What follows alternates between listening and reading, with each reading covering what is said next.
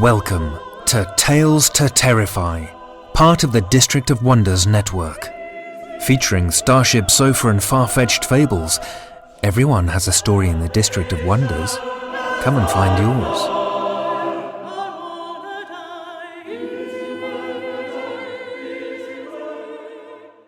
Good evening, children of the night. Despite October having flushed the cinema market with scary movies, I managed to get through that month and November without seeing a single new one. I did take in 1 Hour Photo, which is an older Robin Williams film which is a subtle kind of horror. In fact, you might disagree with me that it makes the cut for horror, and I wouldn't argue against you too much. But something unusual did come across my horror radar that I thought I'd mention to you.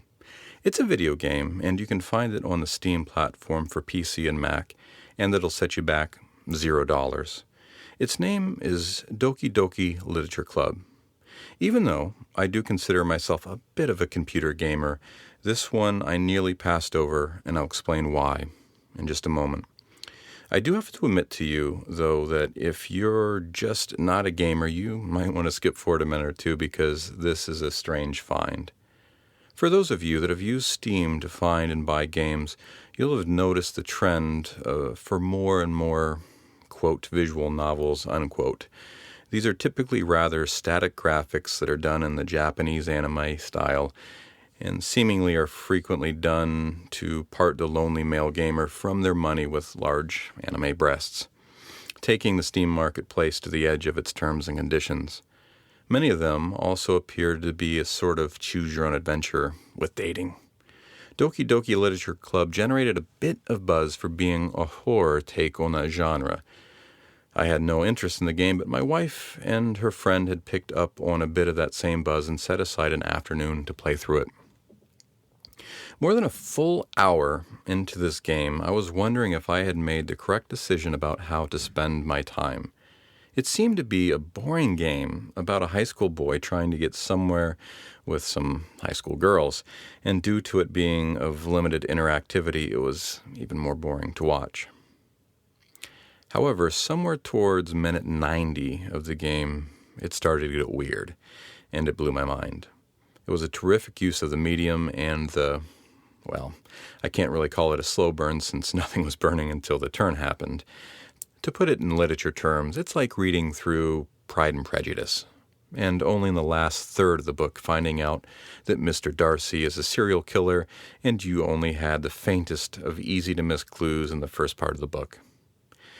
If you have any interest in computer games, I'd recommend this one, and it'll be worth your money, since it doesn't cost anything. And I'd recommend you playing it with no more information known about it other than what I gave you. The more blind, the better. But with all creative projects, Tales to Terrify being counted among them, if you enjoyed it, I'd also encourage you to kick the developer a couple bucks. Tonight, you'll be hearing part 2 of our Kafka story, but first up is a story from Liam Hogan. Liam Hogan is a London-based writer and host of the award-winning monthly literary event Liars League, winner of Quantum Shorts 2015 and Sci-Fest LA's Roswell Award 2016. His dark fantasy collection, Happy Ending Not Guaranteed, is out now from Arachne Press. Lend me your ears for Liam Hogan's Bring Rope, originally published in On the Premises, October 2016.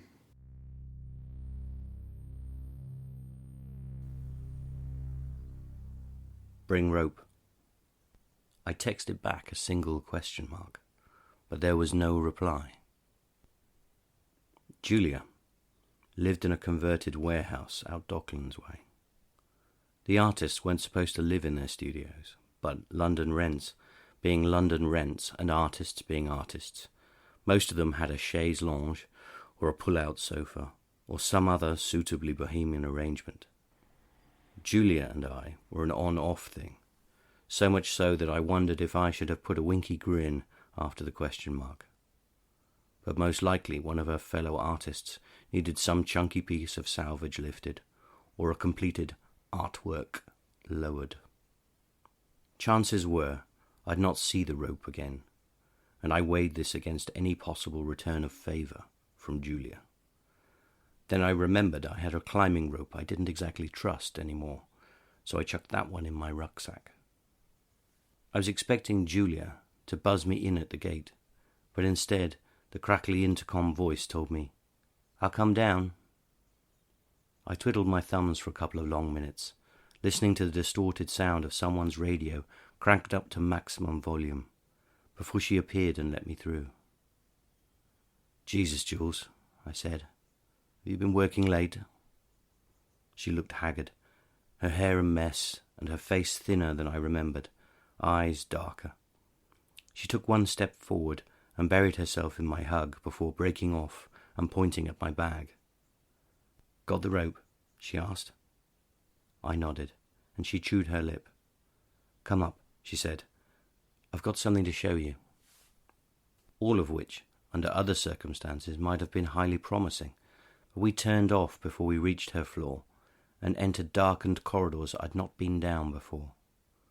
The old tobacco warehouse had been carved up into odd-shaped rooms, plywood passageways hacked between them in any which way, but these corridors were more permanent and less lived in. No artwork adorned the walls, no lights shone behind the scant few doors. Old newspapers and last autumn's leaves disintegrated quietly in the corners. Julia yanked on the metal door. The hinges screamed in protest, and everything I'd imagined I might be about to see disappeared. "What the—" The words dried up, and I just stood and stared. We were in an unconverted part of the warehouse, wide and tall. It went all the way up to the corrugated roof 3 floors up. In the middle of this vast open space hung a cloud, a black, featureless, utterly impossible cloud. Beneath it, a gabble of the community's artist types hung wearily onto ropes that arced upwards and vanished into inky nothingness. Julia threaded her way between them to where a length of coarse rope lay untidily on the concrete floor. She picked up one end and threw it towards the cloud. At first, I thought she'd missed. It was a clumsy, lazy throw, but the cloud snapped up the offering and pulled the rope taut, with Julia gripping the other end. "Now you," she said. I stared at her, stared at the mind-warping cloud, at the other artists, stared and slowly shook my head. "Thomas," she called out, breaking the spell. I dropped my bag and hauled out the climbing rope, untying the simple knot at its heart and pulling a section free. Holding on to it with my left hand, I threw the coiled loops as hard as I could with my right, and watched as it was taken up just as eagerly as Julia's was. I tested the rope. The pull wasn't a strong one, enough to lift my arm if I let it, but not enough to make me strain. I looked around once again at the others, and then at Julia, whose eyes were now half closed. There were a dozen people in the room, artists who could and would chew the fat about anything, any time of day, and who were only normally this silent and still when they were stoned out of their artsy little minds. "Julia," I hissed. She turned slowly towards me. "What are we doing here?" She blinked, looked upwards towards the hovering darkness, and gestured with her chin. "Holding it down," she said. I thought about that for a while. I'm not sure how long. Time had a weird way of slipping by when you looked into the heart of that cloud. "Why don't we just tie off the ropes?" I suggested. She gave me a small wry grin. "Try it." I eased over to the wall where there was a metal loop embedded in the brickwork. A quick figure of 8 later, I turned back to the watching Julia, letting go of the rope. As I did so, it slackened, and the end suspended in the cloud dropped back to earth, bouncing off the shoulder of one of the artists who shuffled sleepily away from it. "You need to keep hold of it," Julia said. "Skin on rope. Otherwise, it does that." I untied the knot and made ready to send the loose end back up into the cloud. "What if I don't?" said. What if you all let go? She shrugged. Have you looked into it? Deep into it? I nodded. How does it make you feel? I looked again. Its centre was a total absence of light or form, but the peripheries held swirling shapes that eluded description, tendrils of inky blackness that vanished as soon as I turned my attention on them, that gave rise to strange, dark, magical thoughts. I couldn't tell you what these thoughts contained. They were as ethereal as the half-glimpsed forms. They held an odd attraction, though, like the gentle pull on my arms, the pull that kept the rope tight, the rope I couldn't even remember having thrown again. I turned to try and explain these vague thoughts to Julia, and was surprised to see more people had arrived. Our numbers had doubled. Some were in painters' smocks, others in dressing gowns, one in just his boxers, all linked to the cloud by whatever ropes they had managed to scrounge up. Julia, I said, and her head reluctantly lifted once again from its slumped position. Where did this thing come from? It must have been a full minute before she shrugged her shoulders and her glazed eyes looked at mine. I think Stefan made it. I looked to where she gestured. Most of the artists were in a rough circle, fanning out around the fringes of the cloud, around the edges of the room. But Stefan alone stood directly beneath it. Though stood wasn't quite right. The toes of his shoes dragged across the concrete. His arms spread wide as he hung from the pair of ropes, clenched in his outstretched hands. I blinked. It looked like he was being crucified. Maybe it was that. Maybe it was the unnatural stillness of all those people not talking or eating or drinking or even smoking. Maybe it was because I didn't see the same thing they did when I stared into the cloud. My eyes were closed to the artistic inspiration it offered them. Whatever it was, I wanted out. A sudden, desperate urge to be elsewhere. I felt Julia's eyes watching me, and I looked back at her, feeling small, feeling guilty. I'll call a friend to come help, shall I? She nodded, just once. Didn't smile, didn't say anything, but she knew. I forced my hand to let go and watched the snake of rope fall between the artists. No one stirred. I turned, leaving my bag, leaving the rope, aware of the dark void at my back. As I walked out, I raised my mobile to my ear, though I hadn't called anyone, though there wasn't anyone I could possibly call. Outside, a surreal dawn was breaking. The clouds lit pink, and the whir of an electric milk van and a few forlorn birds, the only signs of life. With a shaking hand, I reached for a smoke, but my bag was upstairs with Julia, with the blackness. I felt drained, exhausted. The pit of my stomach was a hollow I was too weary to think about filling, but I couldn't ignore my thirst, nor the sudden urgent need for a toilet. I thought of going back into the studios, up to Julia's room. I knew where she kept the spare key. I thought of going back into that cavernous space with its empty black heart and dragging Julia out of there, dragging everybody out of there. But I did none of those things. I ducked behind a dumpster to relieve myself, and then got the train to the heart of the city, mingling with the early morning commuters, doing my best to blink away the darkness lingering behind my eyelids, the darkness I could see wherever I looked. I left a few messages for Julia, tried to call her once or twice, but got no reply. Didn't try again. I guess I was wary of what she'd think of me for having bailed. It wasn't my fault. She must have realised that I didn't have an artistic bone in my body, must have known that I always listened carefully to what other people said before voicing any opinions on the splattered mess of their meaningless paintings, their tatty sculptures, or, worst of all, the reclaimed junk that made up their installations. She must have known that even my interest in her own dismal daubs was entirely feigned. And why? It was almost a week before I summoned up the nerve to reclaim my climbing bag. The rope I didn't care about, but the rucksack was nearly new, and it had a couple of carabiners and a belaying loop that I could ill afford to lose. The courtyard was quiet. Nobody around. Nobody around at all. I pressed the buzzer. There was no buzz, no answer, and when I pushed the gate, it opened freely, the magnetic lock inactive, the power out. The stairwell was dark. The timer switch for the lights did nothing but slowly, mechanically wind down, which was kind of creepy, but it wasn't so dark you couldn't see. Wasn't as dark as that cloud. Nothing was. It took me a while to find my way back to that gaping space.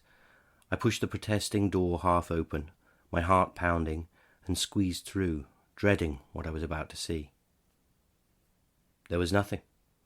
No cloud, no people, no climbing bag, and no ropes. No dust or cobwebs or leaves either.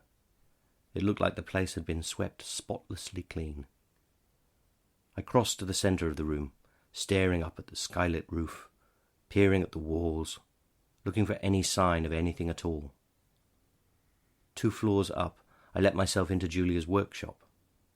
It was cold and lifeless somehow, even though it was still full of her artwork, her clothes, her empty bottles of wine. I ran a finger over the hardened acrylic on a paintbrush, glanced into a coffee cup whose dregs had long since dried and cracked. Up the ladder, in the attic space where she had her mattress, I picked up a T-shirt of mine, left behind from a previous visit. Or maybe she'd borrowed it after an impromptu stopover at my place. It felt damp and musty, and I let it drop where I found it.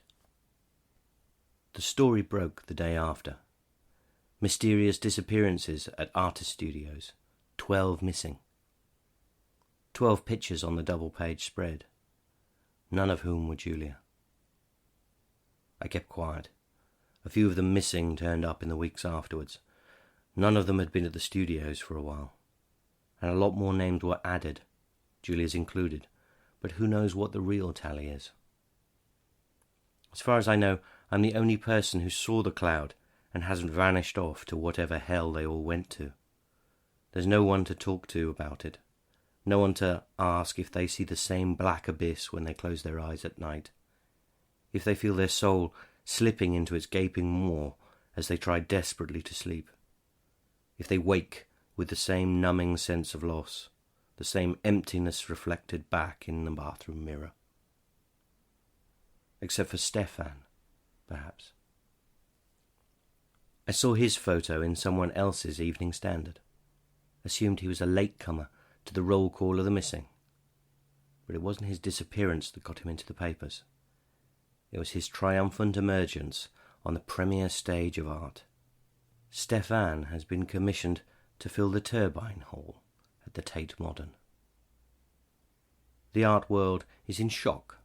The biggest, most exclusive space in London given to a nobody. No track record, no Turner Prize, no previous exhibitions of any note. A fraud or a PR stunt is suspected.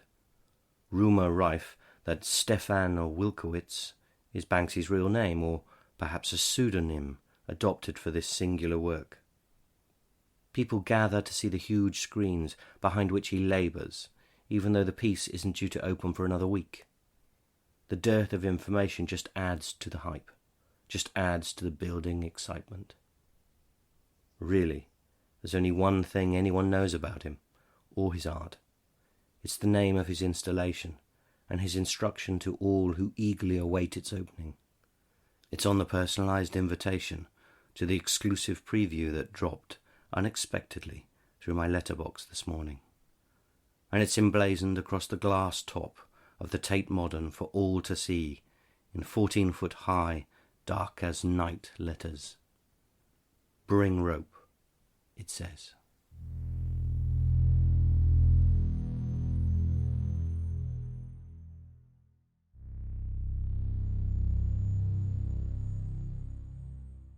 That was Liam Hogan's Bring Rope, as read by Alex Wineley. Alex Wineley lives in a cottage just outside Cambridge where he writes science fiction and narrates stories. His new fridge is bigger than the cottage itself, like a TARDIS, but containing far more calories. Alex was at Worldcon 75 this year on a board with Rob Silverberg and others talking about when science fiction gets it wrong. Thank you, Alex. And now, we return to Franz Kafka's The Metamorphosis. You heard part 1 last week, and naturally, part 2 will be this week. But first, a bit more about Mr. Kafka. Prior to World War I, Kafka attended several meetings of the Klub Mladic, a Czech anarchist, anti-militarist, and anti-clerical organization. During the communist era, the legacy of Kafka's work for Eastern Bloc socialism was hotly debated. Opinions ranged from the notion that he had satirized the bureaucratic bungling of a crumbling Austria-Hungarian empire to the belief that he embodied the rise of socialism. A further key point was Marx's theory of alienation, while the orthodox position was that Kafka's depictions of alienation were no longer relevant for a society that had supposedly eliminated alienation. A 1963 conference held in Liblice, Czechoslovakia, on the 80th anniversary of his birth, reassessed the importance of Kafka's portrayal of bureaucracy. Whether or not Kafka was a political writer is still an issue of debate. Here comes part 2 of Franz Kafka's The Metamorphosis.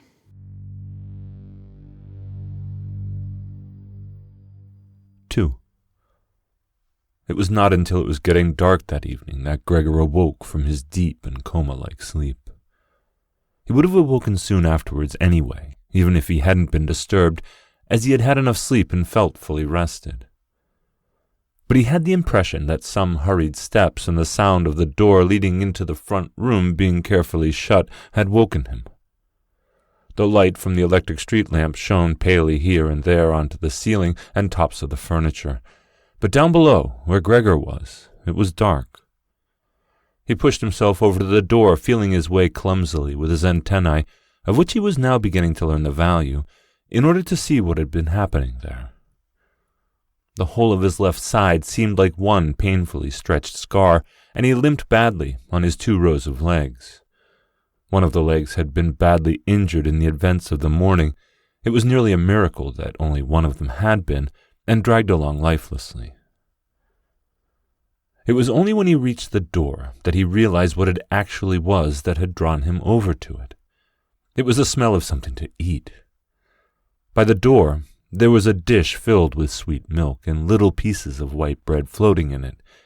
He was so pleased he almost laughed, as he was even hungrier than he had been that morning, and immediately dipped his head into the milk, covering his eyes with it. But he soon drew his head back again in disappointment. Not only did the pain in his tender left side make it difficult to eat the food, he was only able to eat if his whole body worked together as a snuffling whole, but the milk did not taste at all nice. Milk like this was normally his favorite drink, and his sister had certainly left it there for him because of that. But he turned, almost against his will, away from the dish and crawled back into the center of the room. Through the crack in the door, Gregor could see that the gas had been lit in the living room. His father at this time would normally be sat with the evening paper, reading it out loud to Gregor's mother and sometimes to his sister, but there was now not a sound to be heard. Gregor's sister would often write and tell him about this reading, but maybe his father had lost the habit in recent times. It was so quiet all around, too, even though there must have been someone in the flat. What a quiet life it is the family lead, said Gregor to himself, and, gazing into the darkness, felt a great pride that he was able to provide a life like that in such a nice home for his sister and parents. But what now, if all this peace and wealth and comfort should come to a horrible and frightening end? That was something that Gregor did not want to think about much, so he started to move about, crawling up and down the room. Once during that long evening, the door on one side of the room was opened very slightly and hurriedly closed again. Later on, the door on the other side did the same. It seemed that someone needed to enter the room, but thought better of it. Gregor went and waited immediately by the door, resolved either to bring the timorous visitor into the room in some way, or at least to find out who it was. But the door was opened no more that night, and Gregor waited in vain. The previous morning, while the doors were locked and everyone had wanted to get in there to him. But now that he had opened up one of the doors, and the other had clearly been unlocked sometime during the day, no one came, and the keys were on the other sides. It was not until late at night that the gaslight in the living room was put out, and now it was easy to see that his parents and sister had stayed awake all that time, as they all could be distinctly heard as they went together on tiptoe. It was clear that no one would come into Gregor's room any more until morning. That gave him plenty of time to think undisturbed about how he would have to rearrange his life. For some reason, the tall, empty room where he was forced to remain made him feel uneasy as he lay there flat on the floor, even though he had been living in it for 5 years. Hardly aware of what he was doing other than a slight feeling of shame, he hurried under the couch. It pressed down on his back a little, and he was no longer able to lift his head, but he nonetheless felt immediately at ease, and his only regret was that his body was too broad to get it all underneath. He spent the whole night there. Some of the time he passed in a light sleep, although he frequently woke from it in alarm because of his hunger, and some of the time was spent in worries and vague hopes which, however, always led to the same conclusion. For the time being he must remain calm. He must show patience and the greatest consideration so that his family could bear the unpleasantness that he, in his present condition, was forced to impose upon them. Gregor soon had the opportunity to test the strength of his decisions. As early the next morning, almost before the night had ended, his sister, nearly fully dressed, opened the door from the front room and looked anxiously in. She did not see him straight away, but when she did notice him under the couch, he had to be somewhere, for God's sake. He couldn't have flown away. She was so shocked that she lost control of herself and slammed the door shut from the outside. But she seemed to regret her behavior, as she opened the door again straight away and came in on tiptoe, as if she was entering the room of someone seriously ill, or even a stranger. Gregor had pushed his head forward right to the edge of the couch and watched her. Would she notice that he had left the milk as it was, realize that it was not from any lack of hunger, and bring him some other food that was more suitable? If she didn't do it herself, he would rather go hungry than draw her attention to it, although he did feel a terrible urge to rush forward from under the couch, throw himself at his sister's feet, and beg her for something good to eat. However, his sister noticed the full dish immediately, and looked at it and the few drops of milk splashed around it with some surprise. She immediately picked it up, using a rag, not her bare hands, and carried it out. Gregor was extremely curious as what she would bring in its place, imagining the wildest possibilities. But he never could have guessed what his sister, in her goodness, actually did bring. In order to test his taste, she brought him a whole selection of things, all spread out on an old newspaper. There were old, half-rotten vegetables, bones from the evening meal, covered in white sauce that had gone hard, a few raisins and almonds, some cheese that Gregor had declared inedible 2 days before, a dry roll, and some bread spread with butter and salt. As well as all that, she had poured some water into the dish, which had probably been permanently set aside for Gregor's use, and placed them beside it. Then, out of consideration for Gregor's feelings, as she knew that he would not eat in front of her, she hurried out again, and even turned the key in the lock so that Gregor would know he could make things as comfortable for himself as he liked. Gregor's little legs whirled. At last he could eat. What's more, his injuries must have already completely healed, as he found no difficulty in moving. This amazed him, as more than a month earlier he had cut his finger slightly with a knife. He thought of how his finger had still hurt the day before yesterday. Am I less sensitive than I used to be then? He thought, and was already sucking greedily at the cheese which had immediately, almost compellingly, attracted him much more than the other foods on the newspaper. Quickly, one after the other, his eyes watering with pleasure, he consumed the cheese, the vegetables and the sauce. The fresh foods, on the other hand, he didn't like at all, and even dragged the things he did want to eat a little away from them because he couldn't stand the smell. Long after he had finished eating and lay lethargic in the same place, his sister slowly turned the key in the lock as a sign to him that he should withdraw. He was immediately startled, although he had been half asleep, and he hurried back under the couch. But he needed great self-control to stay there, even for the short time that his sister was in the room, as eating so much food had rounded out his body a little, and he could hardly breathe in the narrow space. Half suffocating, he watched with bulging eyes as his sister unselfconsciously took a broom and swept up the leftovers, mixing them in with the food he had not even touched at all, as if it could not be used any more. She quickly dropped it into a bin, closed it with its wooden lid, and carried everything out. She had hardly turned her back before Gregor came out again from under the couch and stretched himself. This was how Gregor received his food each day now, once in the morning while his parents and the maid were still asleep, and the second time after everyone had eaten their midday meal, as his parents would sleep for a little while then as well, and his sister would send the maid away on some errand. Gregor's father and mother certainly did not want him to starve either, but perhaps it would have been more than they could stand to have any more experience of his feeding than being told about it. And perhaps his sister wanted to spare them what distress she could, as they were indeed suffering enough. It was impossible for Gregor to find out what they had told the doctor and the locksmith that first morning to get them out of the flat. As nobody could understand him, nobody, not even his sister, thought that he could understand them, so he had to be content to hear his sister's sighs and appeals to the saints as she moved about his room. It was only later, when she had become a little more used to everything, there was, of course, no question of her ever becoming fully used to the situation, that Gregor would sometimes catch a friendly comment, or at least a comment that could be construed as friendly. "He's enjoyed his dinner today," she might say, when he had diligently cleared away all the food left for him. Or if he left most of it, which slowly became more and more frequent, she would often say, sadly, "Now everything's just been left there again." Although Gregor wasn't able to hear any news directly, he did listen to much of what was said in the next rooms, and whenever he heard anyone speaking, he would scurry straight over to the appropriate door and press his whole body against it. There was seldom any conversation, especially at first, that was not about him in some way, even if only in secret.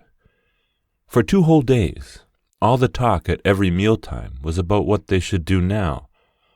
But even between meals they spoke about the same subject, as there were always at least 2 members of the family at home. Nobody wanted to be at home by themselves, and it was out of the question to leave the flat entirely empty.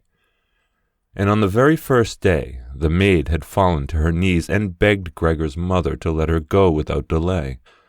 It was not very clear how much she knew of what had happened, but she left within a quarter of an hour, tearfully thanking Gregor's mother for her dismissal as if she had done her an enormous service. She even swore emphatically not to tell anyone the slightest about what had happened, even though no one had asked that of her. Now, Gregor's sister had to help his mother with the cooking, although that was not so much bother as no one ate very much. Gregor often heard how one of them would unsuccessfully urge the other to eat, and receive no more answer than, "No thanks, I've had enough," or something similar. No one drank very much either. His sister would sometimes ask his father whether he would like a beer, hoping for the chance to go and fetch it herself. When his father would then say nothing, she would add, so that he would not feel selfish, that she could send the housekeeper for it. But then his father would close the matter with a big, loud "no," and no more would be said. Even before the first day had come to an end, his father had explained to Gregor's mother and sister what their finances and prospects were. Now and then he stood up from the table and took some receipt or document from the little cash box he had saved from his business when it had collapsed 5 years earlier. Gregor heard how he opened the complicated lock and then closed it again after he had taken the item he wanted. What he heard his father say was some of the first good news that Gregor had heard since he had first been incarcerated in his room. He had thought that nothing at all remained from his father's business. At least he had never told him anything different, and Gregor had never asked about it anyway. Their business misfortune had reduced the family to a state of total despair, and Gregor's only concern at that time had been to arrange things so that they could all forget about it as quickly as possible. So then he started working especially hard, with a fiery vigor that raised him from a junior salesman to the traveling representative almost overnight, bringing with it the chance to earn money in quite different ways.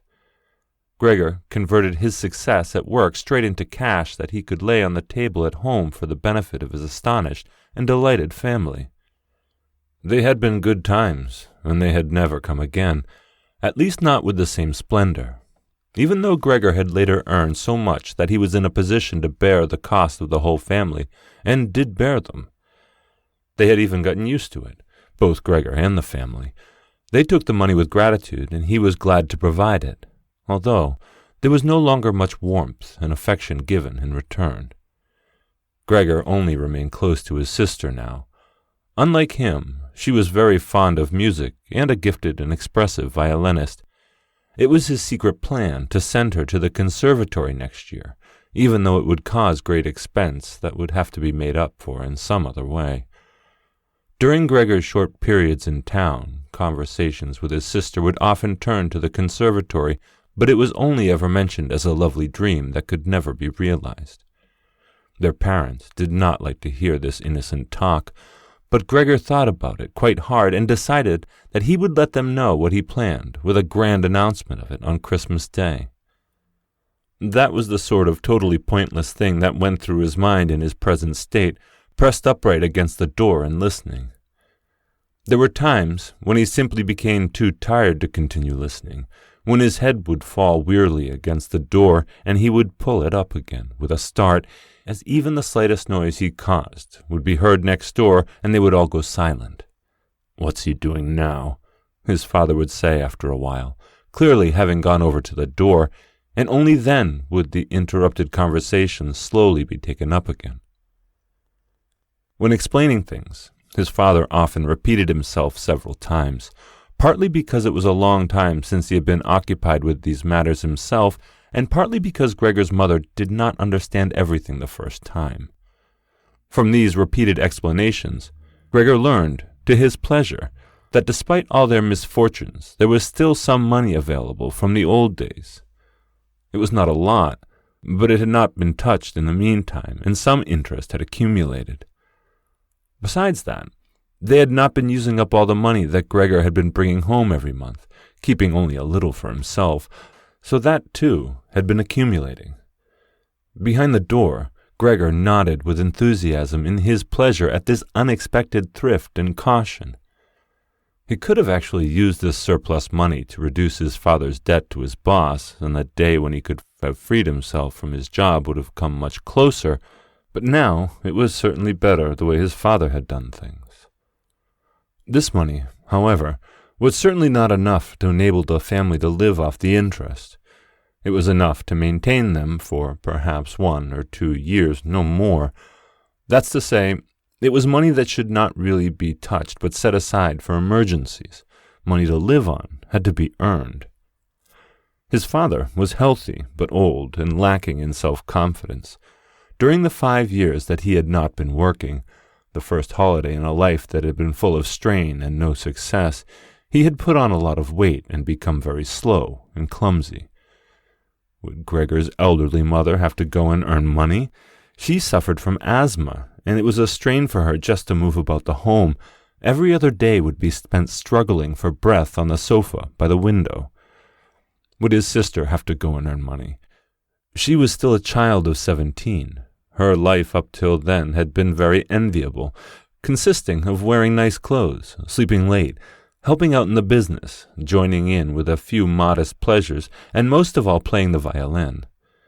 Whenever they began to talk of the need to earn money, Gregor would always first let go of the door and then throw himself onto the cool leather sofa next to it, as he became quite hot with shame and regret. He would often lie there the whole night through, not sleeping a wink but scratching at the leather for hours on end. Or he might go to all the effort of pushing a chair to the window, climbing up onto the sill and, propping up in the chair, leaning on the window to stare out of it. He had used to feel a great sense of freedom from doing this, but doing it now was obviously something more remembered than experienced, as what he actually saw in this way was becoming less distinct every day.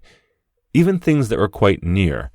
He had used to curse the ever-present view of the hospital across the street, but now he could not see it at all. And if he had not known that he lived on the Schartenstrasse, which was a quiet street despite being in the middle of the city, he could have thought that he was looking out the window at a barren waste where the grey sky and the grey earth mingled inseparably. His observant sister only needed to notice the chair twice before she would always push it back to its exact position by the window after she tidied up the room, and even left the inner pane of the window open from now on. If Gregor had only been able to speak to his sister and thank her for all that she had to do for him, it would have been easier for him to bear it. But as it was, it caused him pain. His sister, naturally, tried as far as possible to pretend there was nothing burdensome about it, and the longer it went on, of course, the better she was able to do so. But as time went by, Gregor was also able to see through it also much better. It had become very unpleasant for him now whenever she entered the room. No sooner had she come in than she would quickly close the door as a precaution so that no one would have to suffer the view into Gregor's room. Then she would go straight to the window and pull it hurriedly open almost as if she were suffocating. Even if it was cold, she would stay at the window, breathing deeply for a little while. She would alarm Gregor twice a day with this running about and noise-making. He would stay under the couch shivering the whole while, knowing full well that she would certainly have liked to spare him this whole ordeal, but it was impossible for her to be in the same room with him with the window closed. One day, about a month after Gregor's transformation, when his sister no longer had any particular reason to be shocked at his appearance, she came into the room a little earlier than usual and found him still staring out the window, motionless, and just where he would be the most horrible. In itself, his sister's not coming into the room would have been no surprise for Gregor, as it would have been difficult for her to immediately open the window while he was still there. But not only did she not come in, she went straight back and closed the door behind her. A stranger would have thought he had threatened her and tried to bite her. Gregor went straight to hide himself under the couch, of course, but he had to wait until midday before his sister came back, and she seemed much more uneasy than usual. It made him realize that she still found his appearance unbearable and would continue to do so. She probably even had to overcome the urge to flee when she saw the little bit of him that protruded from under the couch. One day, in order to spare her even this sight, he spent 4 hours carrying the bedsheet over to the couch on his back and arranged it so that he was completely covered and his sister would not be able to see him even if she bent down. If she did not think this sheet was necessary, then all she had to do was take it off again, as it was clear enough that it was no pleasure for Gregor to cut himself off so completely. She left the sheet where it was. Gregor even thought he glimpsed a look of gratitude one time when he carefully looked out from under the sheet to see how his sister liked the new arrangement. For the first 14 days, Gregor's parents could not bring themselves to come into the room to see him. He would often hear them say how they appreciated all the work his sister was doing, even though, before, they had seen her as a girl who was somewhat useless and frequently been annoyed with her. But now the two of them, father and mother, would often both wait outside the door of Gregor's room while his sister tidied up in there, and as soon as she went out again, she would have to tell them exactly how everything looked, what Gregor had eaten, how he had behaved this time, and whether, perhaps, any slight improvement could be seen. His mother also wanted to go in and visit Gregor relatively soon, but his father and sister first persuaded her against it. Gregor listened very closely to all of this and approved fully. Later, though, she had to be held back by force, which made her call out, "Let me go! Let me see Gregor, my unfortunate son! Can't you understand? I have to see him!" And Gregor could think to himself that maybe it would be better if his mother came in, Not every day, of course, but one day a week, perhaps. She could just understand everything much better than his sister, who, for all her courage, was still just a child after all, and really might not have an adult's appreciation of the burdensome job she had taken on. Gregor's wish to see his mother was soon realized. Out of consideration for his parents, Gregor wanted to avoid being seen at the window during the day. The few square meters of floor did not give him much room to crawl about. It was hard to just lie quietly through the night. His food soon stopped giving him any pleasure at all, and so, to entertain himself, he got into the habit of crawling up and down the walls and ceiling. He was especially fond of hanging from the ceiling. It was quite different from lying on the floor. He could breathe more freely. His body had a light swing to it, and up there, relaxed and almost happy, it might happen that he would surprise even himself by letting go of the ceiling and landing on the floor with a crash. But now, of course, he had far better control of his body than before, and even with a fall as great as that, caused himself no damage. Very soon, his sister noticed Gregor's new way of entertaining himself. He had, after all, left traces of the adhesive from his feet as he crawled about, and got it into her head to make it as easy as possible for him by removing the furniture that got in his way, especially the chest of drawers and the desk. Now, this was not something she would be able to do by herself. She did not dare ask her father for help. The 16-year-old maid had carried on bravely since the cook had left, but she certainly would not have helped in this.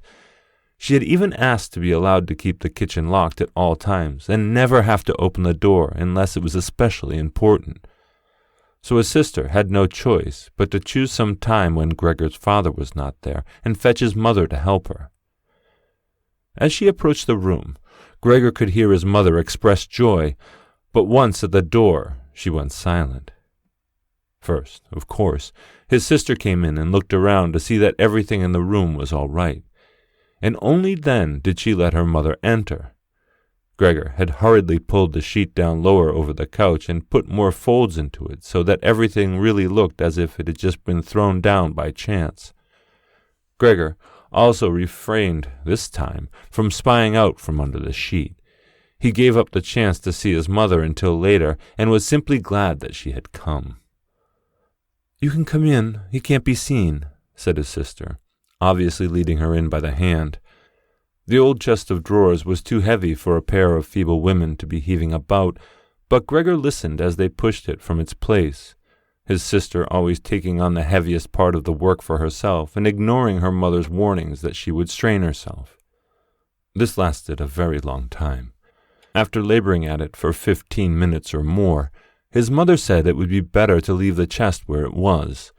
For one thing, it was too heavy for them to get the job finished before Gregor's father got home, and leaving it in the middle of the room, it would be in his way even more.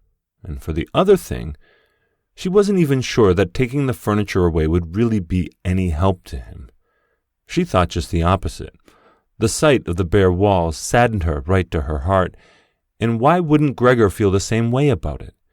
He'd been used to this furniture in his room for a long time, and it would make him feel abandoned to be in an empty room like that. Then, quietly, almost whispering, as if wanting Gregor, whose whereabouts she did not know, to hear not even the tone of her voice, as she was convinced that he did not understand her words, she added, "And by taking all the furniture away, won't it seem like we're showing that we've given up all hope of improvement and we're abandoning him to cope for himself? I think it'd be best to leave the room exactly the way it was before, so that when Gregor comes back to us again, he'll find everything unchanged, and he'll be able to forget the time in between all the easier."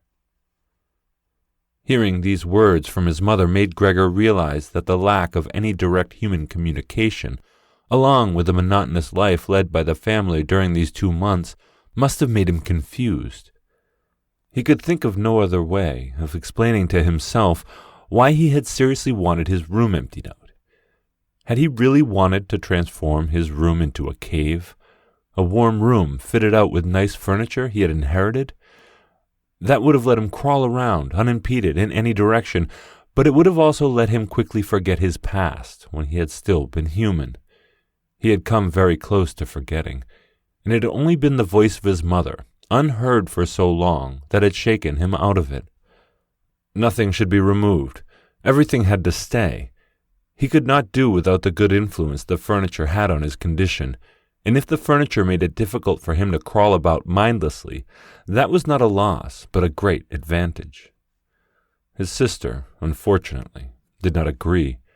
She had become used to the idea, not without reason, that she was Gregor's spokesman to his parents about things that concerned him. This meant that his mother's advice now was sufficient reason for her to insist on removing not only the chest of drawers and the desk, as she had thought at first, but all the furniture apart from the all-important couch. It was more than childish perversity, of course, or the unexpected confidence she had recently acquired, that made her insist. She had indeed noticed that Gregor needed a lot of room to crawl about in, whereas furniture, as far as anyone could see, was of no use to him at all. Girls of that age, though, do become enthusiastic about things they feel they must get their way whenever they can. Perhaps this was what tempted Greta to make Gregor's situation even more shocking than it was, so that she could do even more for him. Greta would probably be the only one who would dare enter a room dominated by Gregor crawling about the bare walls by himself. So she refused to let her mother dissuade her. Gregor's mother already looked uneasy in the room. She soon stopped speaking and helped Gregor's sister to get the chest of drawers out with what strength she had. The chest of drawers was something that Gregor could do without if he had to, but the writing desk had to stay. Hardly had the two women pushed the chest of drawers, groaning, out of the room, than Gregor poked his head out from under the couch to see what he could do about it. He meant to be as careful and considerate as he could, but, unfortunately, it was his mother who came back first, while Greta, in the next room, had her arms around the chest, pushing and pulling at it from side to side by herself without, of course, moving it an inch. His mother was not used to the sight of Gregor. He might have made her ill, so Gregor hurried backwards to the far end of the couch. In his startlement, though, he was not able to prevent the sheet at its front from moving a little. It was enough to attract his mother's attention. She stood very still, remained there a moment, and then went back out to Greta. Gregor kept trying to assure himself that nothing unusual was happening. It was just a few pieces of furniture being moved, after all. But he soon had to admit that the women going to and fro, their little calls to each other, the scraping of the furniture on the floor, all these things made him feel as if he were being assailed from all sides. With his head and legs pulled in against him and his body pressed to the floor, he was forced to admit to himself that he could not stand all of this much longer. They were emptying out his room, taking away everything that was dear to him. They had already taken out the chest containing his fret saw and other tools. Now they threatened to remove the writing desk, with its place clearly worn into the floor, the desk where he had done his homework as a business trainee at high school, even while he had been in infant school. He really could not wait any longer to see whether the two women's intentions were good. He had nearly forgotten they were there anyway, as they were now too tired to say anything while they worked, and he could only hear their feet as they stepped heavily on the floor. So, while the women were leant against the desk in the other room, catching their breath, he sallied out, changed direction 4 times, not knowing what he should save first before his attention was suddenly caught by the picture on the wall, which was already denuded of everything else that had been on it, of the lady dressed in copious fur. He hurried up onto the picture and pressed himself against its glass. It held him firmly and felt good on his hot belly. This picture, at least, now totally covered by Gregor, would certainly be taken away by no one. He turned his head back to face the door into the living room so that he could watch the women when they came back. They had not allowed themselves a long rest and came back quite soon. Greta had put her arm around her mother and was nearly carrying her. "What shall we take now, then?" Greta said, and looked around. Her eyes met those of Gregor's on the wall. Perhaps only because her mother was there, she remained calm, bent her face to her so that she could not look around, and said, albeit hurriedly and with a tremor in her voice, "Come on, let's go back to the living room for a little while." Gregor could see what Greta had in mind. She wanted to take her mother somewhere safe and then chase him down from the wall. Well, she could certainly try it. He sat unyielding on his picture. He would rather jump at Greta's face. But Greta's words had made his mother quite worried. She stepped to one side, saw the enormous brown patch against the flowers of the wallpaper, and before she even realized it was Gregor that she saw, she screamed, "Oh God! Oh God!" Arms outstretched, she fell onto the couch as if she had given up everything and stayed there, immobile. "Gregor!" shouted his sister, glowering at him and shaking her fist. That was the first word she had spoken to him directly since his transformation. She ran into the other room to fetch some kind of smelling salts to bring her mother out of her faint. Gregor wanted to help too. He could save his picture later, although he stuck fast to the glass and had to pull himself off by force. Then he, too, ran into the next room, as if he could advise his sister like the old days. But he had to just stand behind her doing nothing. She was looking into various bottles. He startled her when she turned around. A bottle fell to the ground and broke. A splinter cut Gregor's face. Some kind of caustic medicine splashed all over him.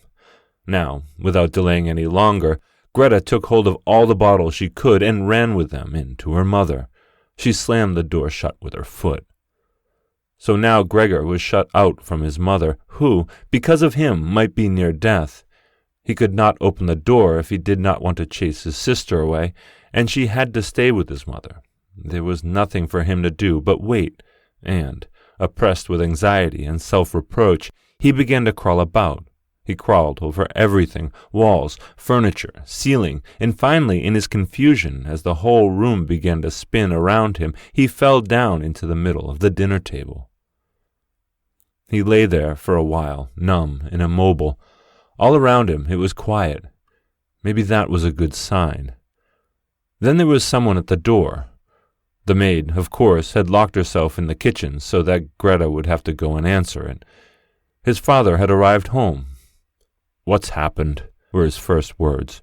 Greta's appearance must have made everything clear to him. She answered him with subdued voice and openly pressed her face into his chest. "Mother's fainted, but she's better now. Gregor got out." "Just as I expected," said his father.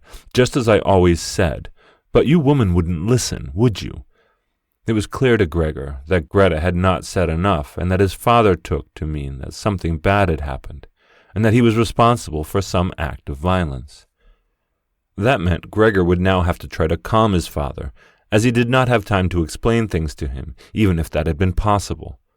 So he fled to the door of his room and pressed himself against it so that his father, when he came in from the hall, could see straight away that Gregor had the best intentions and would go back into his room without delay, that it would not be necessary to drive him back, but that they had only to open the door and he would disappear.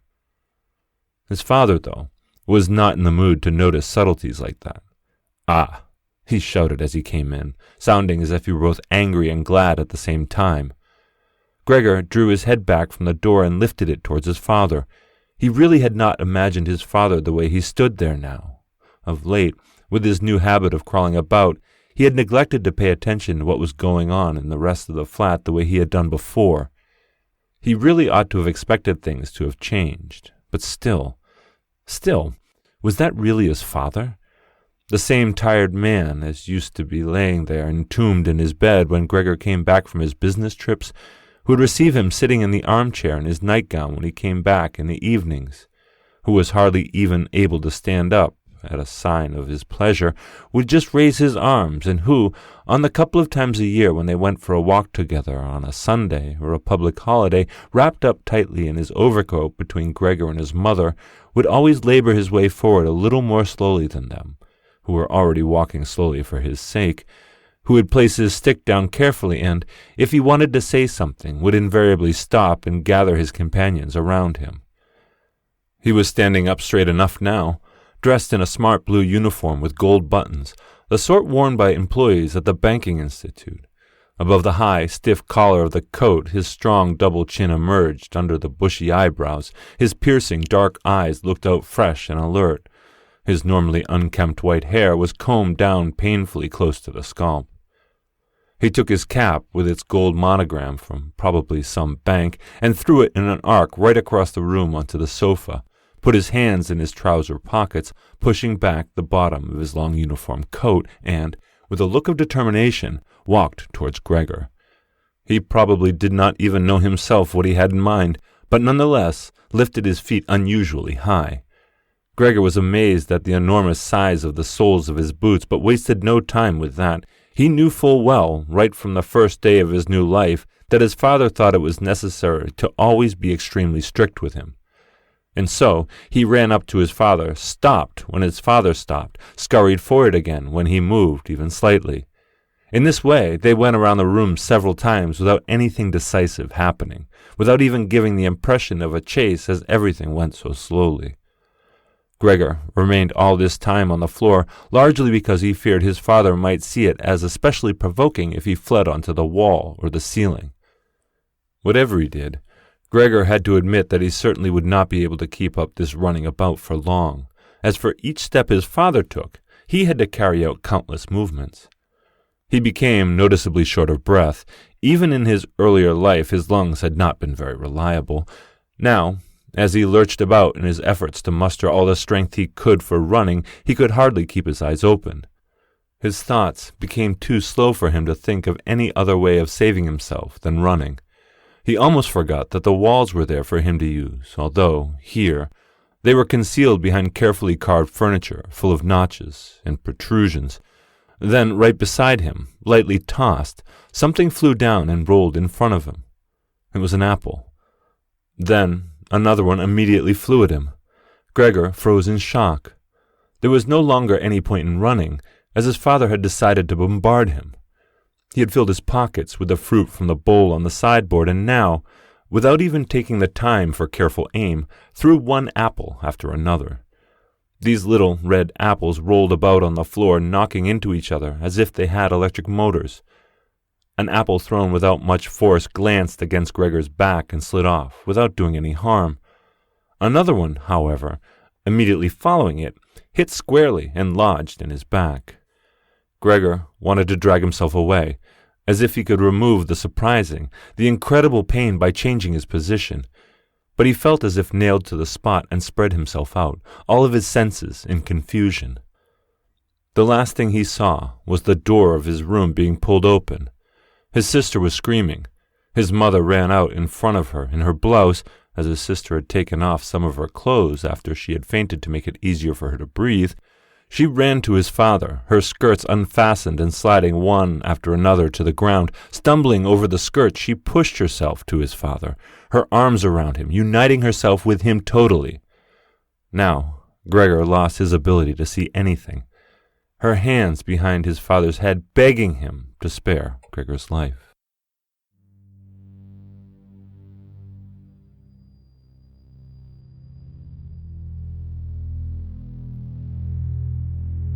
That was Franz Kafka's The Metamorphosis, Part 2, as read by Tales to Terrify's own Seth Williams. Seth Williams is the avatar for a 3-kilometer sentient starship that is parked, probably uncomfortably, close to the third planet. Surprisingly, they have not yet been discovered. They are very happy that the inhabitants have discovered enough technology to communicate, even in this limited fashion. Any communication can be directed to www.theboojum.org. Thank you, Seth. That will be our show for the evening, Children of the Night.